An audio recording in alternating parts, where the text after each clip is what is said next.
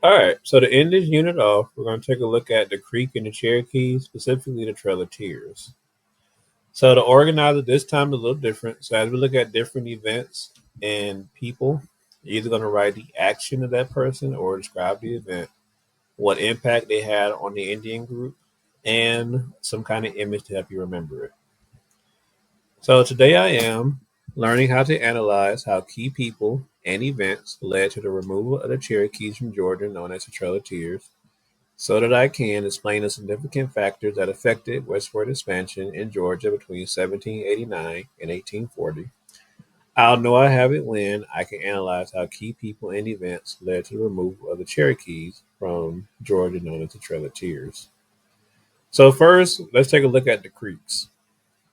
So, the Creeks, much like the Mississippian, was another prominent Indian tribe in Georgia. And they had been here for many years, probably about the most populated tribe in Georgia. So during the Revolutionary War, many of the Creeks sided with the Indians. I'm sorry, with the British, and of course, Britain lost the Revolutionary War. So many Georgians didn't like the fact they felt like the Creeks were being traitors. So they wanted to punish them, and many American or Georgians wanted their land.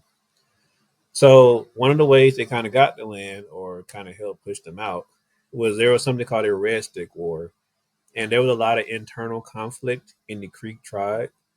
And the conflict came from basically how the different Creeks felt like they should live their life. So there were some Creeks who felt like they should keep their same traditional ways in life, and there were some other Creeks that felt like they should take on more of the white American way of life. So the ones that felt like they should be more traditional were known as the Red Sticks, and then the Creeks that felt like they should take on more of the white American way of life were known as the White Sticks. So the Red Sticks, who wanted to be more traditional, they lost the war. And of course, with any war, when you lose a war, you lose something. So they lost whatever land that they had. They had to surrender it. So about 22 million acres of it. So the head of the Creeks was William McIntosh. So William McIntosh was mixed. He had a Creek mother and a Scottish father. So McIntosh believed that to prosper as a tribe, they should take on the way of white Americans. So how they dress, how they spoke, their education, even so far as to owning slaves. So he was so much so on the side of white Americans and feel like they should assimilate to white Americans' life. He would even a lot of times throw his Creek tribe members under the bus or kind of to the wayside. So one of the ways he did this was he signed something called the Treaty of Indian Springs. In the Treaty of Indian Springs, he was basically bribed by the U.S. government with $200,000 to basically sign this treaty, and this treaty basically gave up all of the Creek's land in Georgia.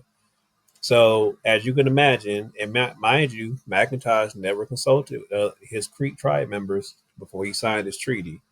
So when they found out what he did and that they were basically would be forced out of Georgia, they were not happy about that. They felt betrayed, and in retaliation, his own Creek tribe members went and found him and killed him. They stabbed him to death like hundreds of times because they were that upset.